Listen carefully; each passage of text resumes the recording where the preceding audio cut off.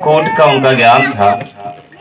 और वहां से जब ये पढ़कर अपने देश पुनः वापस आए पीएचडी करके, और यहाँ से लेके वहां तक ज्ञान का परचम लहराने के बाद जब अपने देश में ये पुनः आए, जबकि इनको वहां पर अनेकों ऑफर दिए गए कि बाबा साहब अम्बेडकर जी आप यहाँ अपनी चॉइस के मुताबिक कोई भी मनचाहा आप रोजगार या नौकरी आपको दे दी जाएगी, क्योंकि वो वहाँ के देश ऐसे हैं, अमेरिकी देश, वो लोग कोई प्रतिभावान देखते हैं तो आज भी और पहले भी वो अपनी तरफ खींच लेते हैं, चाहे आप जितना पैसा लो। लेकिन बाबा साहब ने कहा कि मैं अपने देश में, मैं ऐसे परिवार से था कि मैं लोगों की मदद से पढ़ा हूं, यहाँ तक पहुंचा हूं, और लोगों ने हमारे ऊपर बहुत अपेक्षाएं और आशाएं की हैं। हमारे यहाँ की जो सामाजिक व्यवस्था है वो हमारे कंधे पर है, और मैं जो कुछ भी करूंगा अपने देश में करूंगा। वहां से आकर बाबा साहब अपने देश में पुनः लौट आए,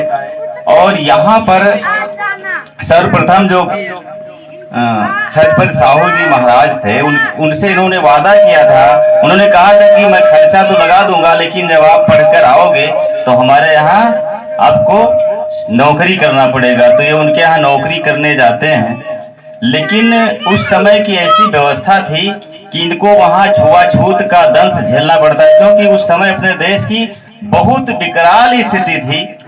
अब तो काफी बदलाव आ गया है, नहीं तो उस समय बहुत विकराल स्थिति थी। उस जातिगत भेदभाव के कारण ये नौकरी भी नहीं कर पाए। अंत में महाराज जो छत्रपति साहू जी, उनसे इन्होंने कहा कि महाराज जी मैं चाहता तो हूं कि मैं करूं, लेकिन जो जातिगत दंश है मैं यहाँ नहीं कर पा रहा हूँ। जो हमारे से नीचे लेवल के हैं वो अपने आप को उच्च वर्ण का मानकर और हमको जात सूचक शब्द से बुलाते हैं।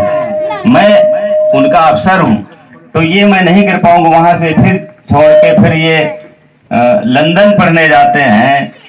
क्या इनके पास 32 डिग्रियां धारण किया इन्होंने। अमेरिका के राष्ट्रपति बराक ओबामा वो कहते हैं कि अगर बाबा साहब हमारे देश में पैदा होते तो हम उनको सूर्य कहते। क्या कहते? सूर्य कहते। आज पूरी दुनिया में उनका नाम, आज उनके सामने कोई ऐसा नेता नहीं है, कोई ऐसी जगह नहीं है। चाहे आप योगी जी को देख लो, चाहे मोदी जी को देख लो, चाहे राहुल गांधी को देख लो, चाहे सोनिया गांधी को देख लो, चाहे किसी स्टेट का चीफ मिनिस्टर, यहाँ तक राष्ट्रपति तक, आज सब कोई आप उनको चरणों में मिलेगा फूल चढ़ाते हुए और बाबा साहब को श्रद्धांजलि देते हुए। मतलब इस लेवल के बाबा साहब थे हमारे देश में। वहां से पढ़ाई के बाद उनका तो पूरा जीवन अगर सारा दिन बताया जाए, सारी रात बताया जाए, तो उनकी कथा ही समाज को सरोपर। ऐसा नहीं कि उन्होंने किसी एक जात विशेष के लिए कार्य किया, उन्होंने समाज के पूरे वर्ग के लिए काम किया। बाबा साहब को जब संविधान लिखने का अवसर मिला तो बाबा साहब ने किसी जाति के द्वेष की एक बात भी पूरे संविधान में कहीं नहीं लिखी। उन्होंने सबके लिए समान न्याय की बात की है, और चाहे यहाँ तक कि गरीब आदमी, गरीब हो या अमीर, सबके लिए समान न्याय की व्यवस्था, समान अवसर की व्यवस्था, सबको रोजगार, और चाहे मनचाहा व्यापार करने की मनचाही जगह पे देश की कहीं भी आप रह सकते हो, कहीं भी कमा सकते हो, कोई भी रोजगार सकते हो। ये सब व्यवस्था बाबा साहब ने संविधान की द्वारा प्रत्येक भारत में रहने वाले प्रत्येक भारतवासी को, सबको एक समान से दी है। सामाजिक न्याय की व्यवस्था ऐसी बाबा साहब ने की।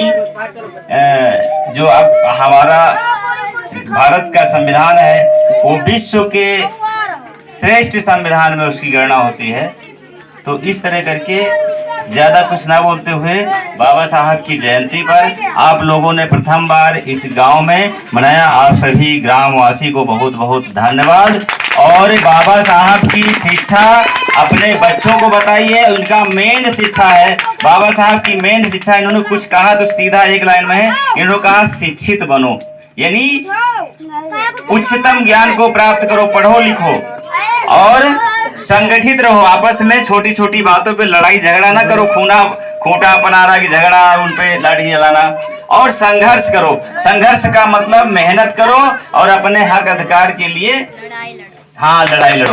ये जो है बाबा साहब के ये जो मूल मंत्र है, शिक्षित बनो, संगठित रहो, और ये दो काम करोगे आप तो तीसरे की आपको जरूरत ही नहीं पड़ेगी। शिक्षित रहोगे, ज्ञान हासिल हो जाएगा, संगठित रहोगे तो लोग खुद आपकी मदद करेंगे, है ना। तो इसलिए जो है इनकी बात को हमें मानना चाहिए।